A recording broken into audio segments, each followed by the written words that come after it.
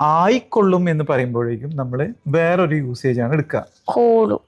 ആയിക്കൊള്ളും, അതായത് നമുക്ക് അതങ്ങ് ആയിക്കൊള്ളും, ശീലമായിക്കൊള്ളും, ശീലമായി എന്നൊക്കെ പറയുമ്പോൾ നമ്മൾ ഗെറ്റ് ചേർത്തിട്ടാണ് പറയാ. എന്നുവെച്ചാല് ഇങ്ങനെയാണോ?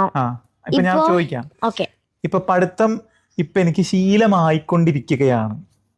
I am getting used to learning. I am getting used to learning. പഠിത്തം എനിക്കിപ്പോ ശീലമായിക്കൊണ്ടിരിക്കുകയാണ്. ഇനി ശീലമായി എന്നാണെങ്കിലോ, പഠിച്ച് പഠിച്ച് പഠിച്ചിപ്പോ അത് ശീലായി. അതായത് കിട്ടി, ആ ശീലം എനിക്ക് കിട്ടി. അപ്പൊ ഗോട്ട്. ഓക്കെ, ഐ ഗോട്ട് മറ്റേ I got used to learning. I got used to learning. പഠിത്തം എനിക്ക് ശീലമായി. I got used to learning. പഠിത്തം എനിക്ക് ശീലമായി.